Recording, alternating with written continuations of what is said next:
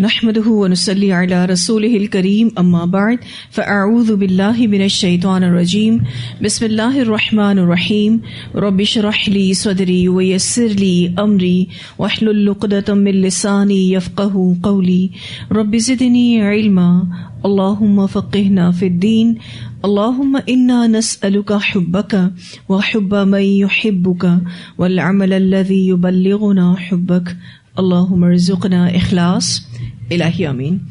Lesson number 167 سورۃ الانبیاء آیت نمبر 83 to 112، 83 سے لے کر 112 تک انشاءاللہ۔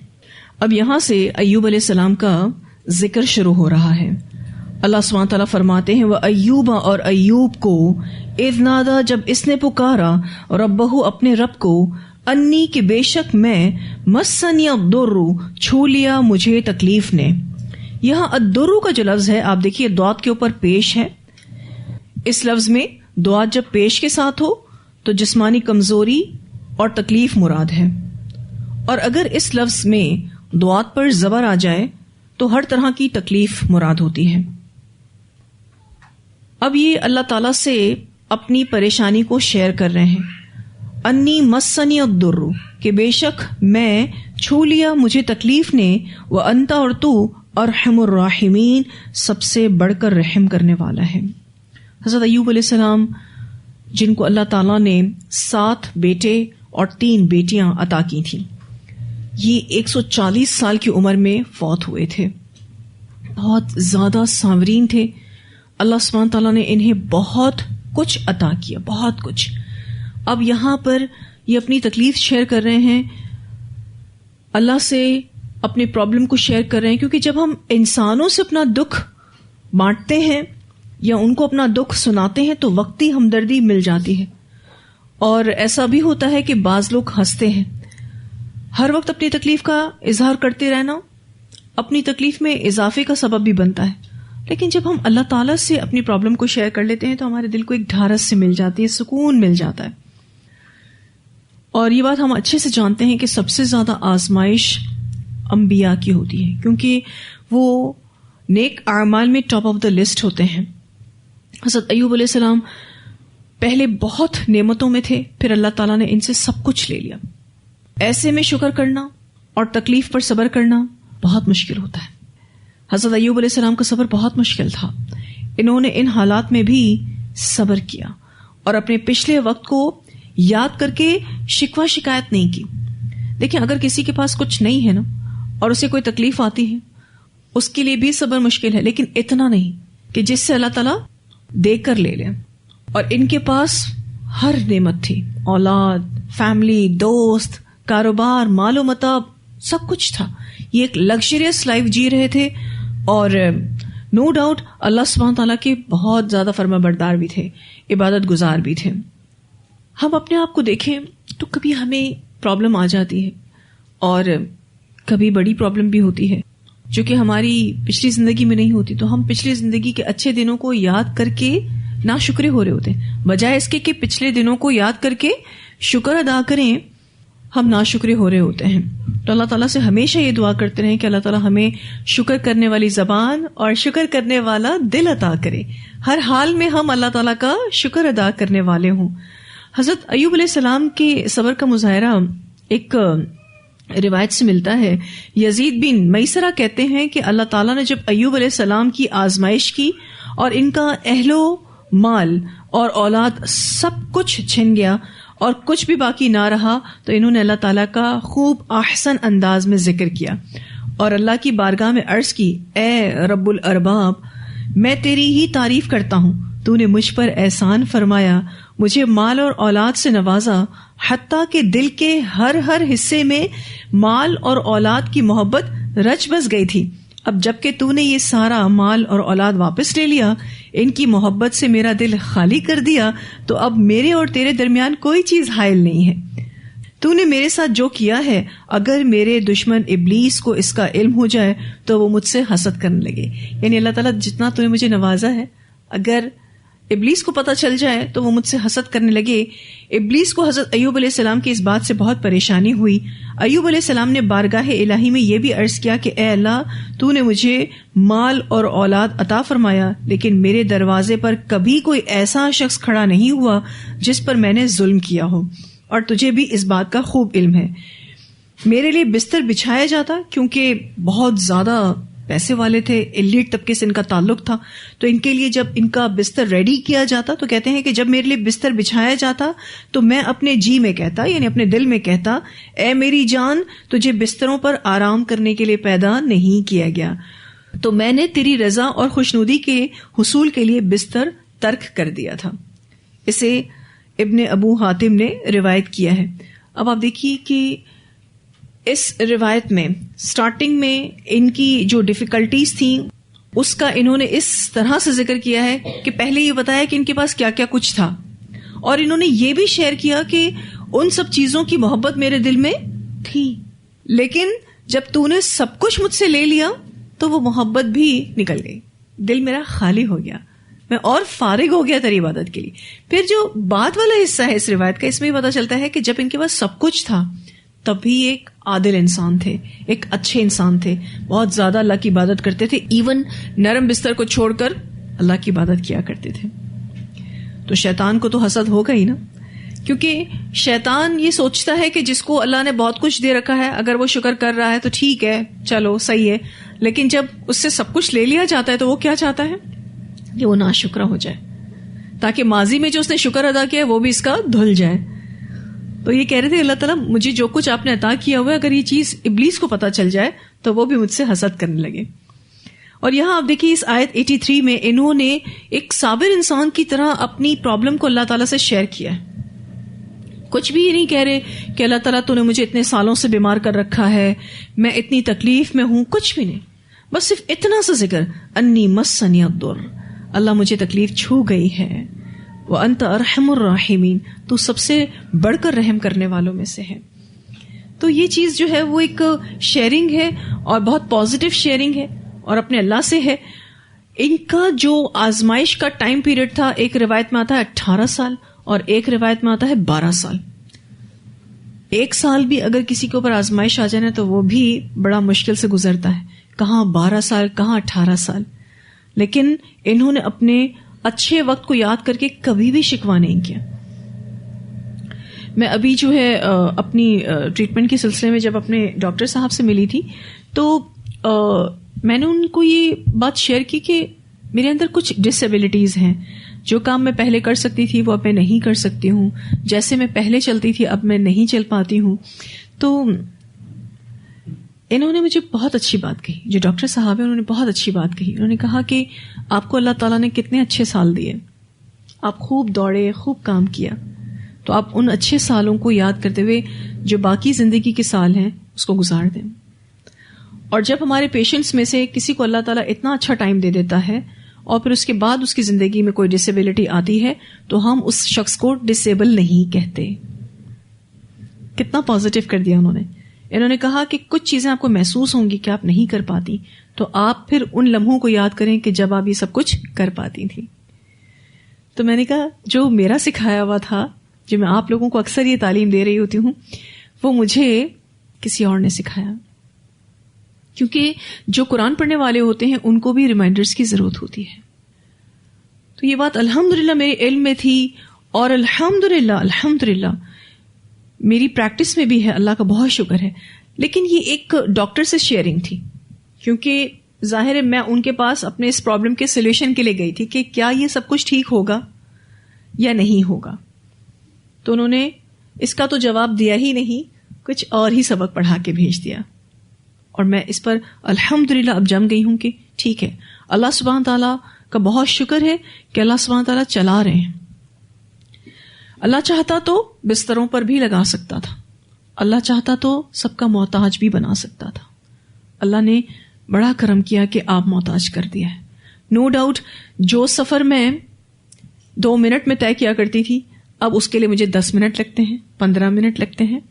بغیر درد کے کیا کرتی تھی اب درد کے ساتھ کر رہی ہوں. الحمدللہ اللہ کا شکر ہے کہ اللہ چلا رہا ہے.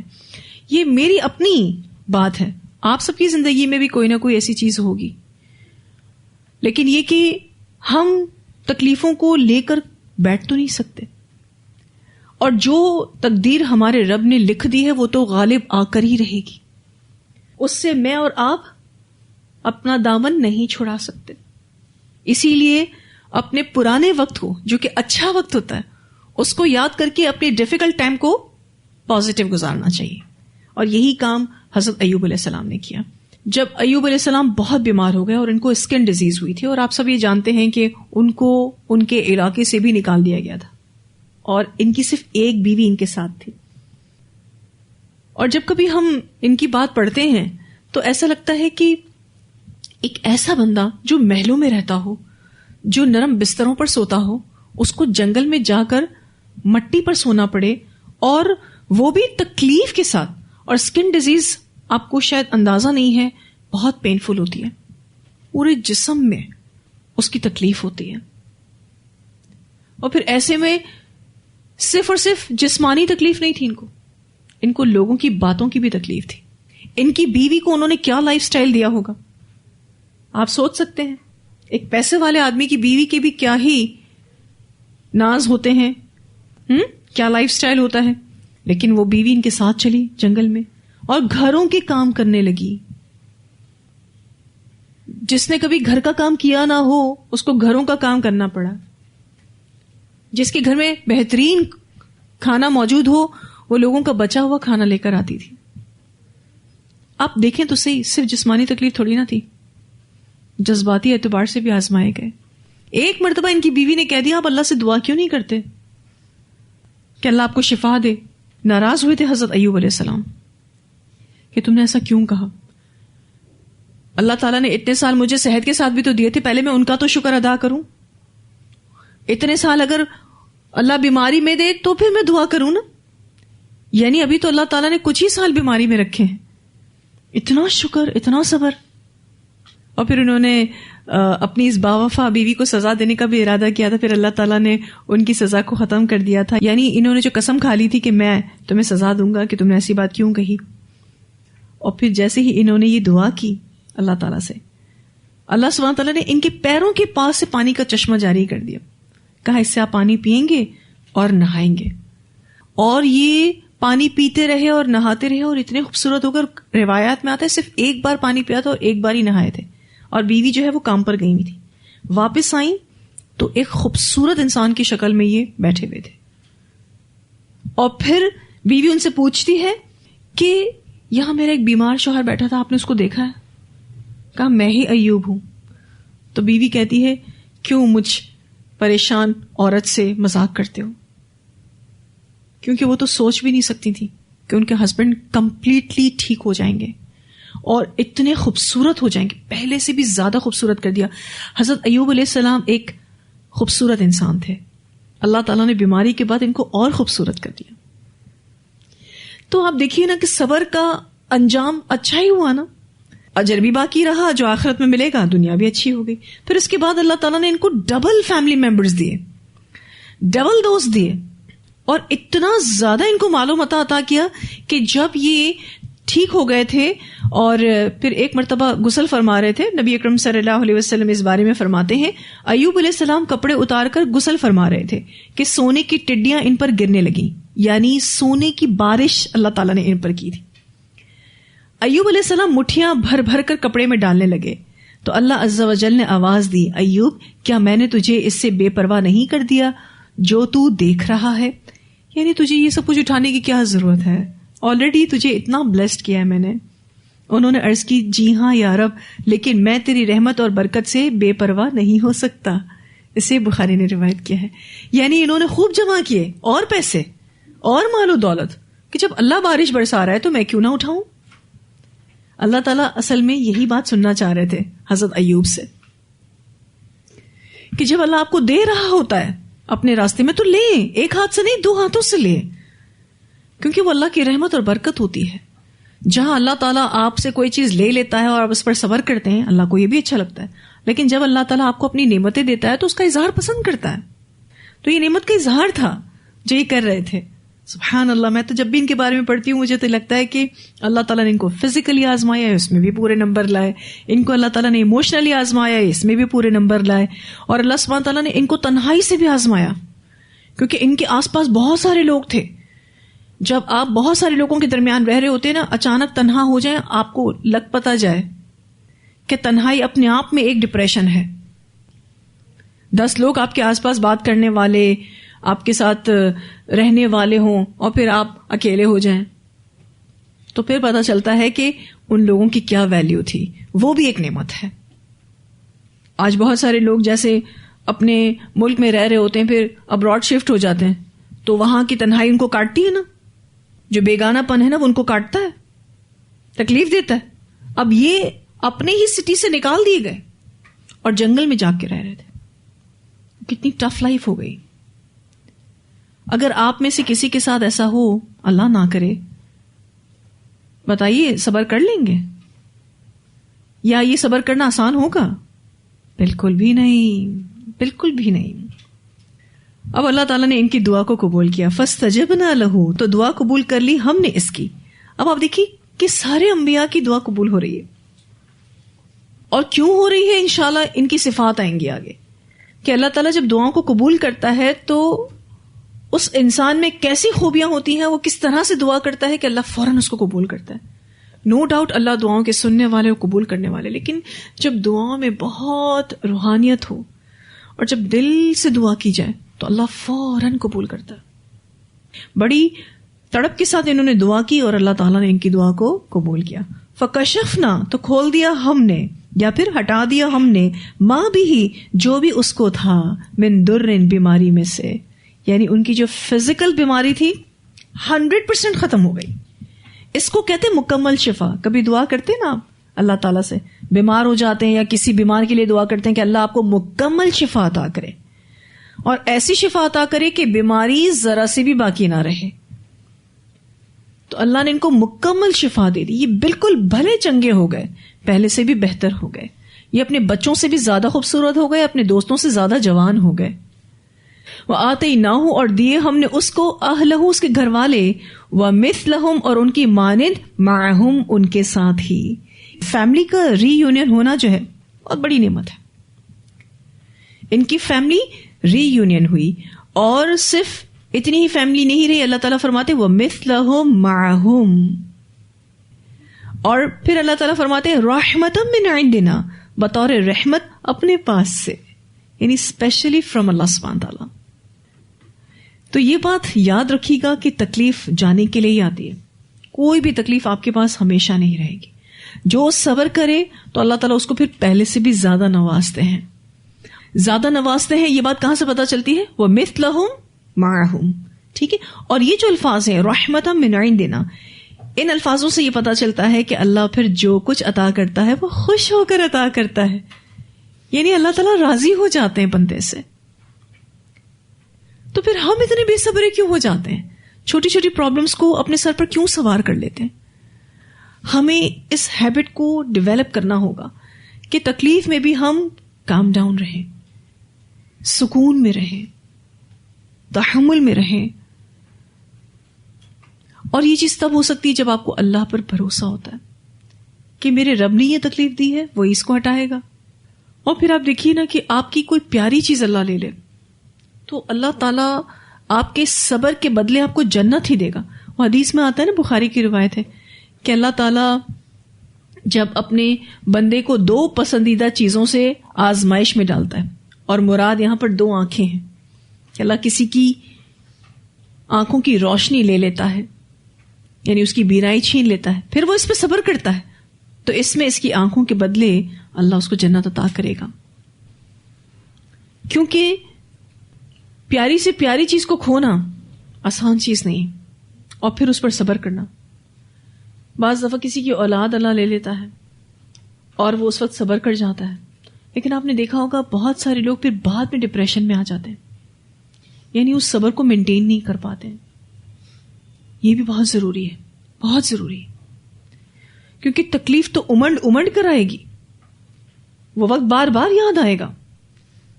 لیکن جب ہم اللہ تعالیٰ کے لیے صبر کرتے ہیں, اور آپ کو پتا ہے نا کہ ایک چیز جو آپ کے اندر موجود ہے وہ ہے برداشت. اللہ تعالیٰ تکلیف دینے سے پہلے آپ کے اندر برداشت ڈالتا ہے. ٹھیک ہے, یہ بھی نعمت ہے. اور آپ کو پتہ ہے صبر جو ہے وہ انڈیلا جاتا ہے, یعنی آسمانی نعمت ہے. جب آپ صبر کرنا چاہتے ہیں نا, اس وقت صرف آپ کی انٹینشن اللہ تعالیٰ دیکھتا ہے. آپ کی نیت ہوتی ہے صبر کرنے کی, تو اللہ تعالیٰ آسمان سے یہ صبر آپ کے لیے اتارتا ہے. اور حدیث میں آتا ہے کہ صبر جیسی کوئی نعمت نہیں ہے جو صبر کرنے والے کو عطا کی جاتی ہے. یہ صبر بہت ضروری ہے, اور ان کی مثال سے ہمیں پتہ چلتا ہے کہ اللہ تعالیٰ تکلیف کے بعد راحت دیتا ہے, اور جو کچھ لیا ہوتا ہے اس سے بہتر عطا کرتا ہے, کئی گنا زیادہ عطا کرتا ہے, اور خوش ہو کر عطا کرتا ہے. وَذِكْرَى لِلْعَابِدِينَ, اور نصیحت عبادت کرنے والوں کے لیے. کیا نصیحت ہے اس میں عبادت کرنے والوں کے لیے؟ صبر کرنا ہے. کہ اگر پرابلم اللہ نے دی ہے تو اللہ ہی اس کو سالو کرے گا. وہ اسماعیل اور اسماعیل علیہ السلام, وہ ادریس اور ادریس علیہ السلام, وہ ذوالکفل اور ذوالکفل. ذوالکفل کے لفظی معنی ہوتے ہیں نصیب والا. ان تینوں کے نام لے کر اللہ تعالیٰ یہ کہنا چاہ رہے ہیں کل من الصابرین, سب کے سب صبر کرنے والوں میں سے تھے. یعنی اللہ تعالیٰ نے ان تینوں کے خاص الخاص نام لے کر بتایا کہ یہ بھی صابر لوگ تھے. جہاں ایوب صبر کرنے والے تھے, وہاں یہ تین نبی بھی بڑے ہی صابر تھے. یہ جو ذوالکفل ہیں, ان کے بارے میں دو رائے مفسرین دیتے ہیں. پہلی رائے یہ ہے کہ یہ الیاس علیہ السلام ہے, اور الیاس علیہ السلام کا یہ دوسرا نام ہے. یعنی ایک ہی پیغمبر ہیں لیکن ان کے دو نام ہیں. اور دوسری رائے یہ ہے کہ یہ دوسرے پیغمبر ہیں, اور ان کا نام حزقیل علیہ السلام ہے, جو بنی اسرائیل کی طرف مبعوث کیے گئے تھے, اور یہ یروشلم کی تباہی سے پہلے گرفتار ہو گئے تھے. 30 سال کی عمر میں نبی بنائے گئے, اور ان کی جو منظور نظر بیوی فوت ہو گئیں تو انہوں نے اس دن بھی تبلیغ کا کام کیا. جب لوگ ان کے پاس کنڈولنس کے لیے آئے تھے, تعزیت کے لیے آئے تھے, تو انہوں نے ان لوگوں کو بھی اللہ کا پیغام پہنچانا شروع کر دیا. حالانکہ یہ اپنی بیوی سے بہت محبت کرتے تھے, بہت زیادہ محبت کرتے تھے. تو روایات میں آتا ہے کہ ان کی منظور نظر بیوی فوت ہو گئی. اس کی موت پر جب سب لوگ تعزیت کرنے کے لیے آئے تو یہ تبلیغ کرنے لگے.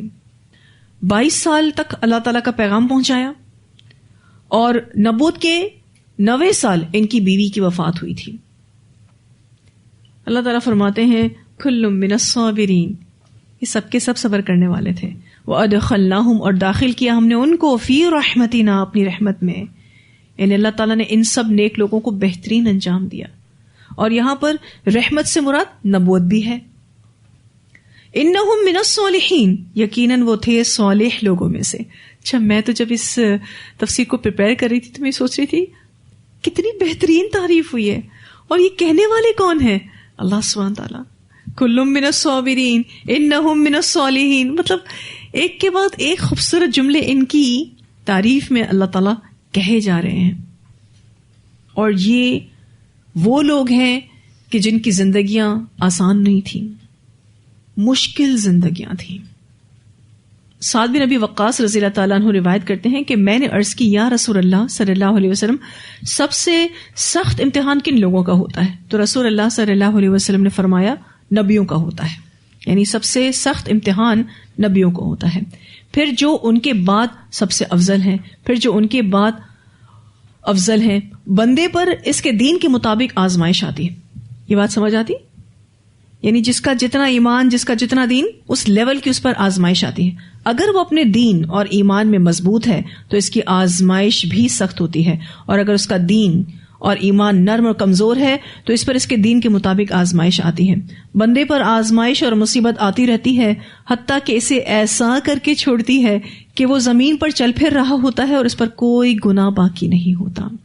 اسے ترمذی نے روایت کیا ہے. یعنی آزمائشیں کس چیز کا سبب بنتی ہیں؟ گناہوں کو دھونے کا سبب بنتی ہیں. تو ڈیفیکلٹیز کو اپنے آپ میں کبھی برا نہ کہا کریں. ایون اگر آپ کو کبھی فیور بھی آ جاتا ہے نا, بخار بھی آ جاتا ہے, تو آپ صلی اللہ علیہ وسلم نے کیا فرمایا کہ بخار کو برا بھلا نہ کہو. یہ تمہارے اوپر سے گناہوں کو اس طرح سے جھاڑتا ہے جیسے خزاں میں درختوں سے پتے جھڑتے ہیں. کسی کو محنت نہیں کرنی پڑتی خزاں کے موسم میں پتوں کو جھاڑنے کے لیے، آٹومیٹکلی پتے جو ہے وہ نیچے جھڑنا شروع ہو جاتے ہیں، اور بہت زیادہ جھڑتے ہیں، اور اسی کی مثال دے کر سمجھایا گیا کہ گناہ یوں جھڑتے ہیں. صحابہ کرام کو تو تھوڑے ٹائم تک کوئی تکلیف نہیں آتی تھی نا، تو پریشان ہو جاتے تھے کہ اللہ نے تو کہا ہے آزمائے گا، کوئی پرابلم ہی نہیں آ رہی، یا تو اللہ ہم سے ناراض ہو گیا ہے، یا پھر اللہ تعالیٰ ہمیں ہمارے نیک اعمال کا بدلہ دنیا میں ہی دے رہا ہے، کوئی تو ریزن ہے. ڈر جاتے تھے کیونکہ اللہ تعالیٰ نے تو فرمایا ہے کہ ہم تو تمہاری آزمائش کریں گے ہی.